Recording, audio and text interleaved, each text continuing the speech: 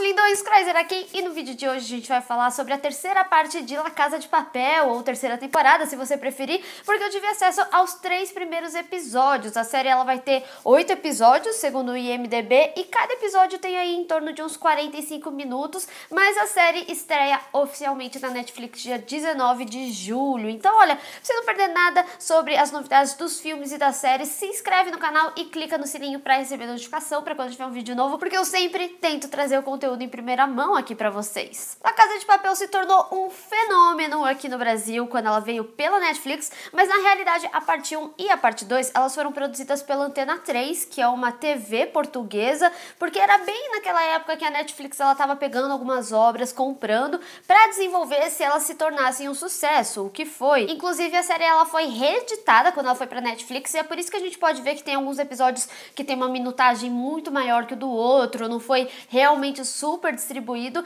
e a parte 1 teve 13 episódios e a parte 2 9 episódios, então na realidade era meio que uma temporada completa. E também dava pra ver que tinha muita linguagem de TV da região, do que eles estão acostumados lá, é tipo, sei lá, eles assistirem uma novela da Globo, eles vão conseguir ver que tem as nossas raízes das nossas produções, o que é totalmente diferente quando a Netflix vai lá e encomenda a série, porque afinal, mesmo que ela seja de outro local, ela tem que ter uma linguagem mais globalizada por causa da distribuição da série, e assim ela fazer mais sucesso também. E eu lembro que na época da minha análise da parte 1 e da parte 2 de La Casa de Papel, eu tinha comentado que eu não tinha gostado tanto assim de algumas relações de alguns personagens, principalmente entre os bandidos e os reféns, porque eu achei que atrapalhou muito na trama, sabe? Ficou com um tom novelesco em algumas partes, sendo que o que me encantou pela série foi justamente a proposta de assalto, e ela acabava ficando meio de lado em alguns momentos. Então, quando veio esse anúncio que teria uma terceira temporada, que inclusive muita gente discutiu se tinha necessidade,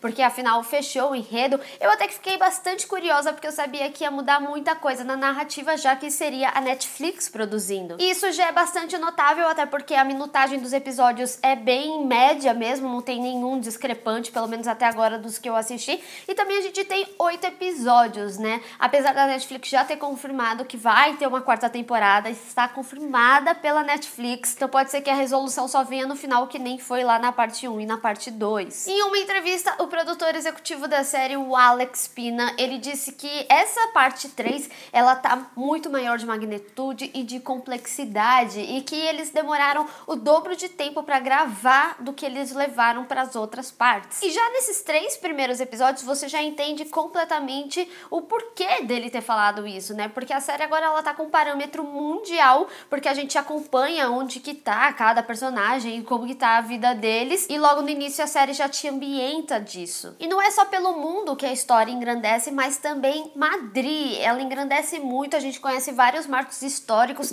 e depois a gente tem a percepção que esses marcos históricos, eles são muito importantes para a narrativa da série e também pro plano deles. Então, os cenários são expandidos, assim como a narrativa dos personagens, e a série também surpreende em trazer alguns personagens que a gente não imaginava ver. Então, assim, a trama, ela tá absurda nessa parte 3. Eu acho que o perigo tá ainda maior para os assaltantes, principalmente porque esse plano, ele tem uma variável ainda maior, e eu acho que uma intensidade maior, até mesmo porque a gente sabe que eles são personagens conhecidos pelo que eles fizeram, então a gente sabe que toda aquela parte de negociação e etc vai ser bem mais difícil do que foi nessa parte 1 e parte 2. Mas a gente ainda tem a essência narrativa da série, que é justamente quando a gente acompanha o plano, mas a gente entende como que foi a concepção e o refinamento dele em flashback. Acho que pelo próprio trailer a gente já consegue perceber isso, né? Aquela cena em que apresenta os personagens que vão fazer parte desse plano é bem similar ao que a gente viu lá na parte 1. E eu acho legal que justamente essas falhas que tiveram na primeira temporada,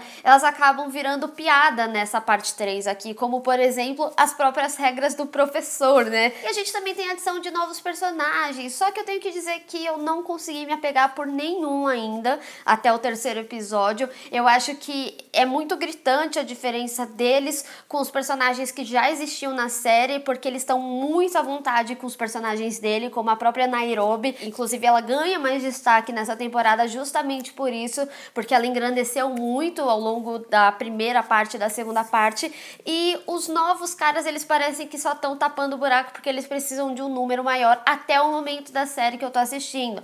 Pode ser que eles desenvolvam um pouquinho melhor aí até o 8º episódio. E é muito difícil fazer substituições porque, por exemplo, o Denver é maravilhoso, o Rio é maravilhoso, a Tóquio deu muito certo, a Nairobi também, até mesmo Moscou, né, que se foi, e até mesmo Berlim, que é bastante carismático. Então eu acho que eles tiveram uma química muito boa com esses personagens que eu ainda não consegui sentir nesse grupo novo. E falando do Berlim, eu sei que vocês vão me perguntar muito disso.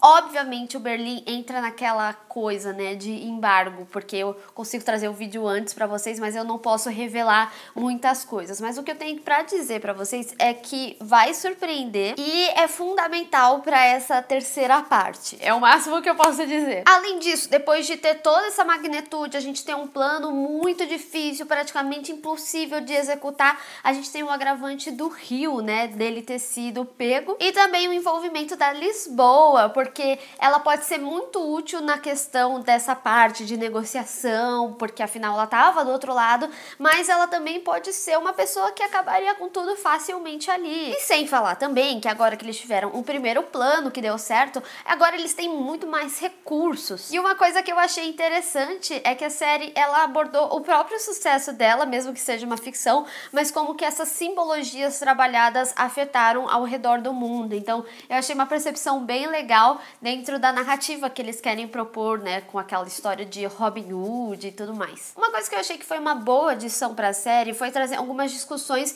que já existiam na parte 1 e na parte 2 e elas foram meio que deixadas de lado, como por exemplo o machismo, mas também a desconstrução dele. E sem falar que também eu acho que a gente vai conhecer um pouco mais dos personagens, como por exemplo a sexualidade. A parte 3 de La Casa de Papel tá grandiosa, assim como a confiança dos personagens para executar um novo plano, e além disso eu acho que a narrativa ela tá muito mais concentrada na trama do que realmente nas relações que elas já foram muito bem elaboradas, né, nas temporadas anteriores. Tem muita surpresa boa, tem exploração do passado dos personagens, que nem era mais ou menos a Tóquio, né, falando sobre o namorado que ela perdeu em um assalto. Tem um envolvimento político maior também, e eu acho que tem muito mais cuidado em algumas cenas. Ela realmente se transforma em uma série mais comum aos nossos olhos, né, para quem acompanha Netflix. Então todo esse cuidado da gravação, da fotografia e também do desenvolvimento dos personagens vem junto com essa exploração maior aí de La Casa de Papel. Mas deixe aí nos comentários quais que são as suas expectativas para essa parte 3 de La Casa de Papel e o que você mais quer saber sobre essa parte. Vamos discutir. Bem, pessoal, espero que vocês tenham gostado desse vídeo. Não esqueça de deixar o seu gostei e compartilhar nas redes sociais, inclusive me segue lá, se inscreve no canal e clica no sininho para receber notificação para quando tiver um vídeo novo. Te vejo no próximo. Tchau!